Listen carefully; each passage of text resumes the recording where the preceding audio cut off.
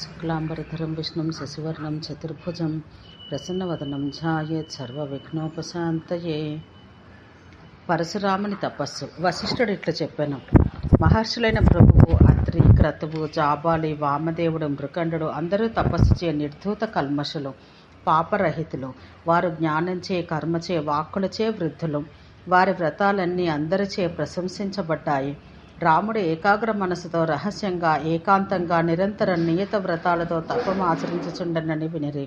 అంతేకాక అతడు నిరంతర నియమ నిష్ఠాచరణుడు అని విన్నారు. వారందరూ అతన్ని చూడవలనని కుతూహలంతో అతని ఆశ్రమానికి వెళ్ళారు. పవిత్రములైన పుణ్యక్షేత్రాల్లో దూరాన తపస్సు చేసుకొనుచుండని మహాత్ములు కూడా పరశురాముడు తపస్సు చేయుచున్నట్టు ఆశ్రమాలకు వచ్చారు. అతని అనర్ఘమైన తపస్సును ప్రశంసించారు. సర్వలోకాలయంతలి శ్రేష్ఠ జ్ఞానం అభినందించిరి. ఆ మహర్షులందరూ తమ తమ ఆశ్రమాలకు మరలి వెళ్ళారు. రాముడు ఇట్లా తపస్సును నిమగ్నమై ఉండగా రాముని తపస్సు వల్ల ఈశ్వరుడైన భగవాన్ శివుడు అత్యంత ప్రసన్నుడయ్యాడు. తనను గూర్చి అత్యంత గాఢమైన తపస్సు చేయి రాముని యొక్క భక్తిని తెలుసుకున్న గోరి శంకరుడు, ఓ రాజా, మృగవ్యాధిని రూపం ధరించి రాముని సమీపానికి వెళ్ళెను. శంకరుడు యువకుడైన మృగవ్యాధిని రూపమున కాటుక వంటి శరీరం, ఎర్రని అయిన కన్నులు గల పెద్ద కళ్ళు, ధనుస్సు, బాణాలు ధరించి ఉన్నతమైన శరీరం కలిగి వజ్రంతో సమానమైన గొప్ప దృఢ శరీరం కలిగి ఉండెను. అతని దౌడలు ఎత్తుగా ఉండెను. అతని చేతులు, భుజములు ఉన్నతములు.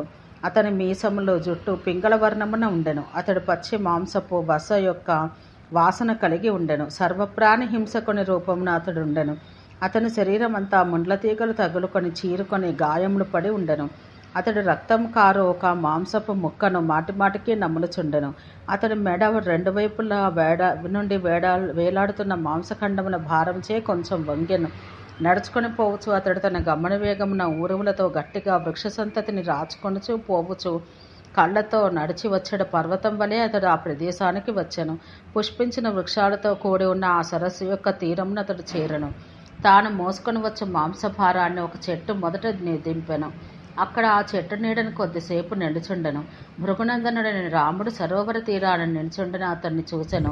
అప్పుడు రాముడు వెంటనే లేచి అతని సమీపానికి వచ్చెను. ధనుస్సు, బాణములతో రెండు చేతులను ఎత్తి నమస్కరించి రామునికి అతడు నమస్కరించెను. అంతా అతడు భృగు శార్దూలుడైన రామునితో సజల మేఘ గంభీర సమానమైన గుహ నుండి వచ్చే ధ్వని ఏమో అనిపించే స్వరముతో ఇట్లనెను: నేను తోష ప్రవర్షుడు అనుడి వ్యాధుడను, అనగా పోయేవాడను. ఈ మహావనమందు నివసిస్తున్నాను. నేను ఇందలి ప్రాణులకు, తరువులకు, లతలకు ప్రభువును. అందు సమస్వభావుడను. నాకు తల్లిదండ్రులు ఎవ్వరూ లేరు. నేను ఉపయోగించే వస్తువులందు అభక్ష్యములు, అపేయములు అను వివక్ష ఎందునూ నాకు లేదు. కృత్యాకృత్య విధులయందు నాకు ఎట్టి బుద్ధి లేదు. అంతేకాక నేను ఆచరించు విధులందు కానీ ఆచారములందు కానీ వివక్ష లేదు. ఈ ప్రదేశాన్ని ఎవరైనాను ఇచ్చటకు వచ్చుటకు కానీ నివసించుటకు కానీ అంగీకరించను. నేను నా బలంతో ఇచ్చట ఉందును. ఇంద్రుని కూడా ఇచ్చట నివసించుటకు అంగీకరించను. ఇందు సందేహం లేదు. అందరూ ఈ విషయం తెలుసుకొంటిరి. ఆ ప్రదేశం అంతయు నన్ను ఆశ్రయించి ఉన్నది. అందుకే ఎవరూ నా అనుమతి లేక ఇక్కడికి రాను. ఇది నా వృత్తాంతం మొత్తం నీకు చెప్పితిని. నీవు కూడా యథార్థంగా నీ వృత్తాంతం మొత్తం చెప్పుము. నీవెవ్వడవు? దేనికై నీవు ఇచ్చటకి వచ్చితివి? ఇచ్చట ఎందుకు అధిష్ఠించితివి? ఎక్కడికైనా పోవటకు సిద్ధంగా ఉన్నావా? నీవేమి ఆచరింపదలిచితివి? వశిష్ఠుడు ఇట్లు చెప్పాను. ఈ విధంగా అడగబడి మహాద్యుతిమంతుడైన రాముడు నవ్వుచూ నిశ్శబ్దంగా కొద్దిసేపు ఉండి తన తల కొంచెం కిందకు వంచి ఇట్లనుకొనెను: ఎవరి దురాధర్షుడు, సజలాంబోధ నిస్వనుడు, సుస్పష్టాక్షర సంయుతంగా అత్యంత అర్థయుక్తంగా పలుకుచున్నాడు. అతని శరీరం నాకు గొప్ప సంశయం కలిగిస్తున్నది. అందువల్ల అనగా ఆ శరీరం ఒక హీనజాతి వ్యక్తికి చెందింది. అంతేకాక బాణములు రమణీయములై భయంకరంగా ఉన్నవి అని ఇట్లా ఆలోచించుచుండగా శుభశకునాలు భూమి యందు దేహం నందు కనబడెను. ఆ శకునములు స్వాభిప్రేతార్థములుగా ఉన్నాయి. భృగు పుంగవుడైన రాముడు అంత మనసులో విశేషంగా ఆలోచించి వ్యాధునితో మృదువుగా నెమ్మదిగా ఇట్లు పలికెను: నీకు మంగళమగుగాక. నేను జామదగ్నుడను. రాముడు అని నా పేరు. భార్గవ వంశం నాది. గురువుగారి ఆజ్ఞచే తపస్సు చేయుటకు అచ్చటికి వచ్చి తిని సర్వలోకేశుడైన శివుని తపస్సు చే భక్తి చే నియమంగా ఆరాధించుటకు ఈ ప్రదేశాన్ని చిరకాలానికి పూర్వమే ఆరంభించి తిని. అందుకే సర్వేశ్వరుడు, సర్వశరణ్యుడు, అభయప్రదుడు, త్రినేత్రుడు, పాద దమనుడు, భక్తవత్సలుడు సర్వజ్ఞుడు త్రిపురాంతకుడు అయిన శంకరుని తపస్సు చేసి సంతుష్టుని చేయుదను.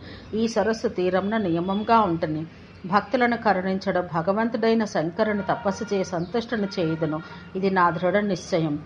అందుకే నీవు ఇందుండి ఇప్పుడే వేరొక చోటుకి పోవుట సమంజసం. అట్లు కానిచో ఇది మత్కృత నియమానికి వ్రతాచారానికి హాని కలుగును. నేను వేరొక ప్రదేశం నుండి ఇచ్చటకు వచ్చి తిని కాన అతిథిని నీ వల్ల గౌరవనీయుడను.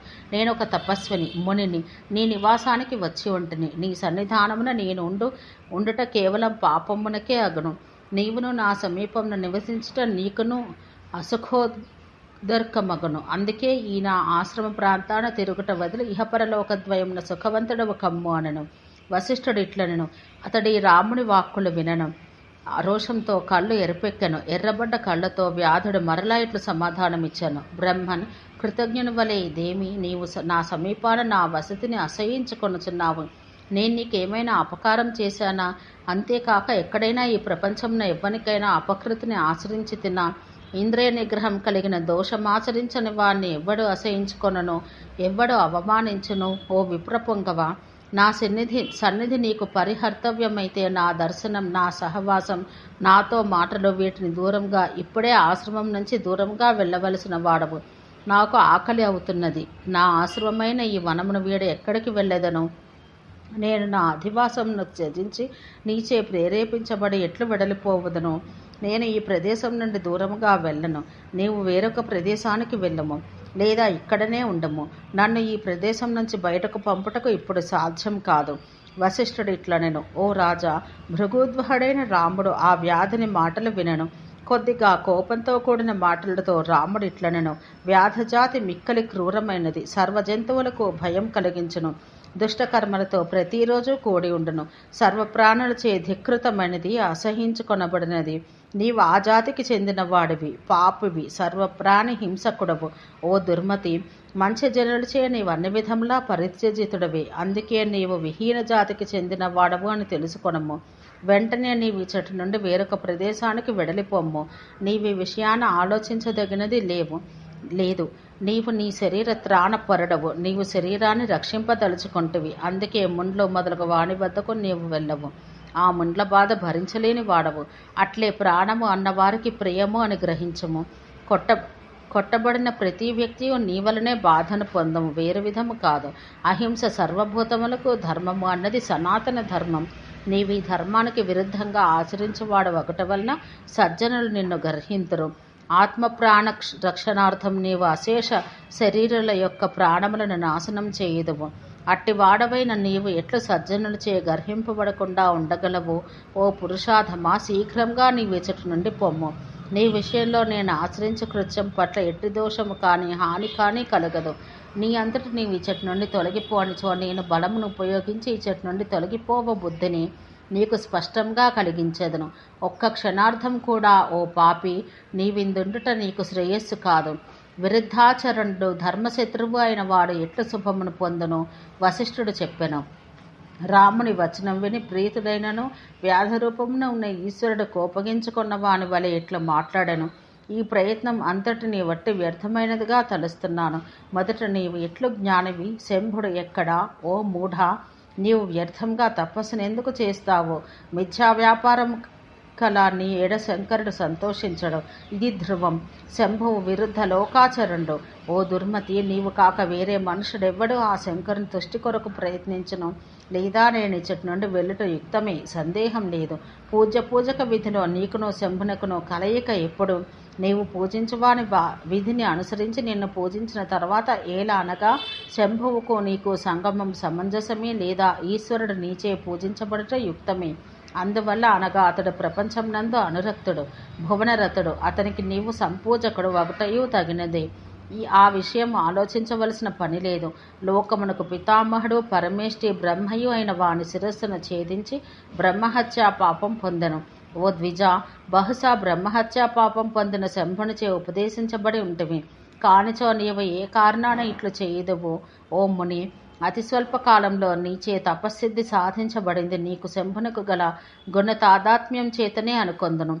నీవు నీ తల్లిని చంపి సమస్త లోకములచే నిరాకరించబడితివి. తపస్సు చేయుట అను వంకచే గహనమైన నిర్జన ప్రదేశమును నివసిస్తున్నావు.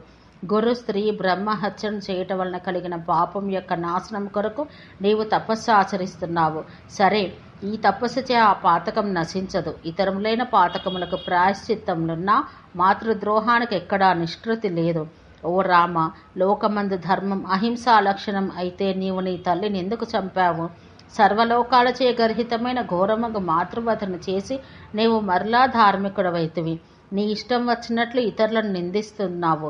ఘోరమైన ఆత్మదోషం గుర్తించక హేళనం చేసి నవ్వుచూ నీవు పరదోష విమర్శనం చేయుటకు అనర్హుడవు అని నేను తలచెదను. నేను నా స్వధర్మం వదిలి ఎవ్వరి వలన ఎట్టి భయం లేక వర్తించిన నీవు నన్ను గర్హించవచ్చు, యథేచ్ఛగా నిందించవచ్చు. మాతాపితృ సుతాదుల యొక్క కేవల పోషణార్థం ప్రాణికోటి హననం స్వధర్మం చేయుచుంటివి. ప్రతిదినం నా కుటుంబాన్ని నేను మాంసంతో పోషించుకొందును. ఎందుకంటే అది నా వృత్తి. పూర్వం ఎప్పుడో బ్రహ్మచే నాకు ఈ వృత్తి తగినది అని నిర్ణయించబడింది. నా తల్లిదండ్రుల పోషణానికి కావలసిన మాంసం కంటే అధికంగా నేను చంపితే అప్పుడు నాకు దోషం అంటుతుంది. పోషణకు కావలసినంత మాత్రాన చంపిన మాత్రాన మేము నిందితులం కాము. ఆ విషయం ఆలోచించి నన్ను నిందించు లేదా ప్రశంసించడం సాధుకర్మ కావచ్చు, అసాధుకర్మ కావచ్చు. ఏ కర్మ పూర్వమందు విహితమైనచో ఎట్లయినను ఆపత్ సమయాన కూడా అయ్యదియే ఆచరించాలి. నీకును నాకును గల అంతరమును ఈ బుద్ధి విశేషం చే విచారించి నిరూపించము. నేను మాత్రం స్నేహితులు మొదలగు వారి భరణంలందు సర్వాత్మ భావనారతుడను వృద్ధుడమైన తండ్రిని వదిలి తల్లిని చంపి నీవు ధార్మికుడవై తపస్సు ఆచరించుటకు ఇచ్చడికి వచ్చావు. ఎవ్వడి ప్రధానమైన మూల కారణం తెలుసుకొనునో, ఎవరికి వస్తు విషయమైన విస్పష్ట సత్యదర్శనం కలదో వారు నాలుకకు వచ్చినట్లు పలుకులు ఆడరు. నీ చరిత్ర అంతయు నాకు పూర్తిగా తెలియను. ఓ భృగుద్వహ, అందుకే నిష్ఫలమైన ఈ నీ తపస్సు చాలు, విరమించుము. సుఖంనే నీవు కోరినచో శరీర క్లేశకరమైన తపస్సును విడిచి ఓ రామ ఇంకొక చోటుకు తెలిసిన వారెవరూ లేని వద్దకు పొమ్ము. ఓం శాంతి శాంతి శాంతి.